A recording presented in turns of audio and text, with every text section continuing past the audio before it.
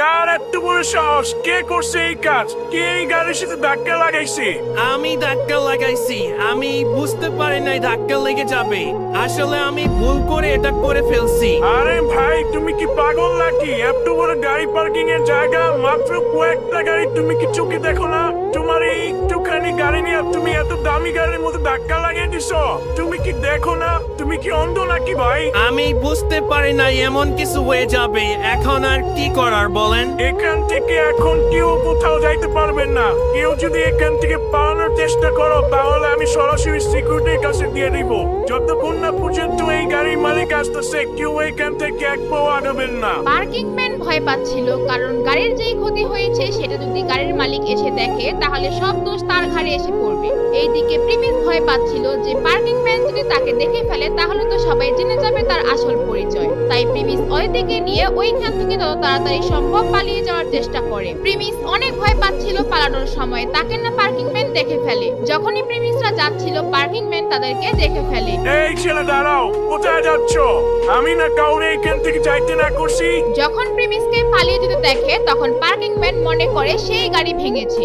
ওই পার্কিং ম্যানের কাজ ছিল তাদেরকে ধরা। যদি তাকে না ধরে তাহলে সমস্ত মামলা তার উপর এসে পড়বে। এইদিকে প্রিমিস আগে আগে পালাচ্ছিল আর পার্কিং ম্যান তার পেছন পেছন। ভূমিকা, সান, জিসান আর ঈশান সবাই তার পিছন পিছন আসতে থাকে। তারা দেখতে চায় প্রিমিস কেন পালাচ্ছে। এটা খুবই লজ্জাজনক ব্যাপার ছিল, কিন্তু তারা দেখতে চাচ্ছিল পার্কিং ম্যান প্রিমিসকে কিভাবে মার দেয়। এই পাগলে ভাগতেছি কেন? তৈরা কতগুলা মার দিলে ভালো হইব। প্রিমিসের সাথে যেহেতু অদিতি ছিল, প্রিমিস চাইলেও জোরে দৌড় দিতে পারছিল না।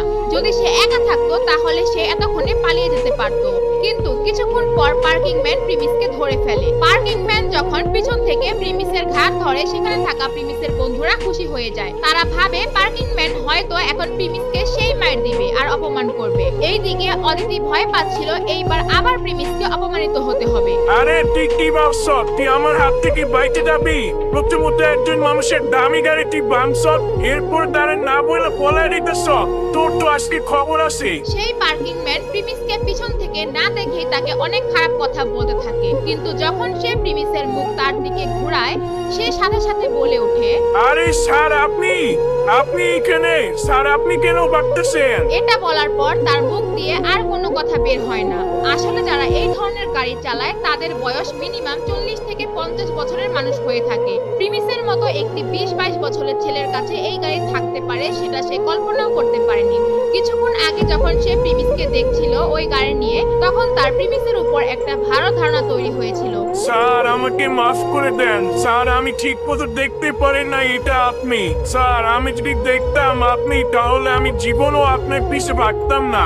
আর স্যার, আপনি এখানে এইভাবে ভাগতেছিলেন কেন? আপনি বললে স্যার আমি আপনার গাড়ি এইখানে নিয়ে আসতাম। পার্কিং ম্যান এরপর চুপচাপ দাঁড়িয়ে থাকে। পার্কিং ম্যানের এমন কথাবার্তা দেখে দূর থেকে যারা হাসছিল ওদের মুখ বন্ধ হয়ে যায়। আর ভূমিকা, সান, সিফাত আর জিসান প্রিমিসদের সামনে আসে। আর পার্কিং ম্যান ওদেরকে দেখেই প্রিমিসকে বলে, স্যার, এই ছেলে আপনার গাড়ি ভাঙছে। যদি আপনি চান আমি ওদের কাছ থেকে এই গাড়ি ঠিক করতে যত টাকা লাগে নিয়ে দিব। আর যদি ও টাকা না দেয় তাহলে আমরা ওকে পুলিশে ধরিয়ে দিব। এইটা শুনে সেখানকার সবাই অবাক হয়ে যায়। পার্কিং ম্যান কেন প্রিমিসকে স্যার বলছে? কি হবে এখন? প্রিমিসের আসল পরিচয় কি ফাঁস হয়ে যাবে, নাকি প্রিমিস আবারও বাঁচার কোনো উপায় বের করে ফেলবে?